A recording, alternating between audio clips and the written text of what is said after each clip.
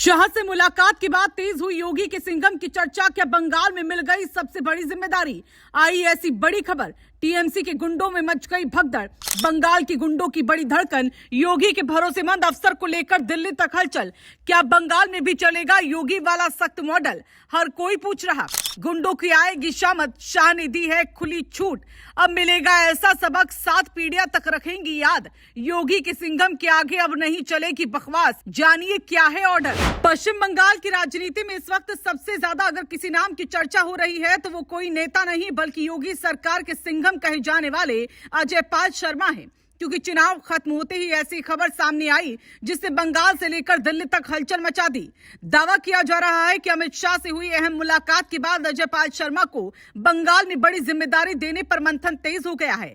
इतना ही नहीं, चर्चा तो यहां तक है कि इस पूरे मुद्दे पर योगी से भी बातचीत हुई। वहीं बंगाल में बीजेपी समर्थकों के बीच उत्साह दिखाई दे रहा है, जबकि टीएमसी खेमे में बेचैनी बढ़ने की चर्चा हो रही है। क्योंकि जिन इलाकों में अजय पाल शर्मा की निगरानी रही वहां चुनाव के दौरान कानून व्यवस्था काफी सख्त दिखाई दी और बीजेपी इसे योगी मॉडल का असर बता रही है। दरअसल चुनाव के दौरान अजय पाल शर्मा का नाम अचानक पूरे बंगाल में चर्चा का केंद्र बन गया था। वजह उनका सख्त रवैया था और अपराधियों को लेकर दिया गया बयान। उन्होंने साफ कहा था कि अगर किसी ने गड़बड़ी की तो ऐसा सबक मिलेगा कि 7 पीढ़ियां याद रखेंगी।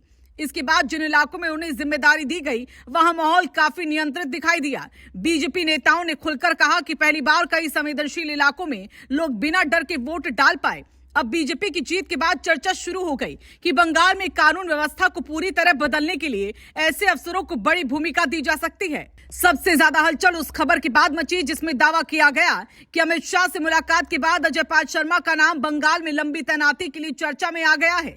हालांकि अभी तक कोई आधिकारिक आदेश सामने नहीं आया, लेकिन राजनीतिक गलियारों में चर्चाओं का बाजार पूरी तरह गर्म है। सूत्रों का दावा है कि बंगाल में राजनीतिक हिंसा, बमबाजी और वसूली जैसे मुद्दों को देखते हुए सख्त प्रशासनिक चेहरों की जरूरत महसूस की जा रही है। यही वजह है कि योगी मॉडल और यूपी की सख्त पुलिसिंग को लेकर भी चर्चा तेज हो गई।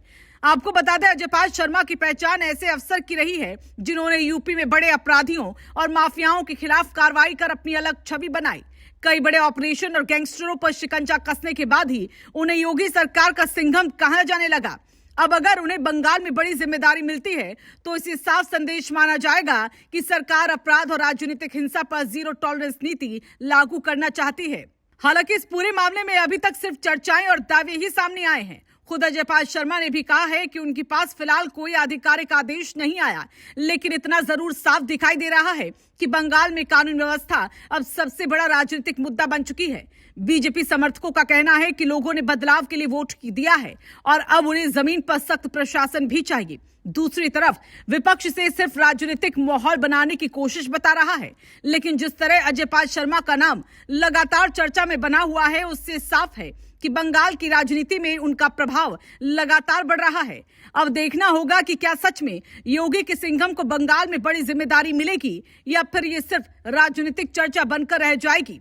इसका जवाब आने वाले समय में मिलेगा, लेकिन इतना जरूर साफ है कि अमित शाह से मुलाकात और लगातार बढ़ती चर्चाओं ने बंगाल की राजनीति का तापमान अचानक से बढ़ा दिया है।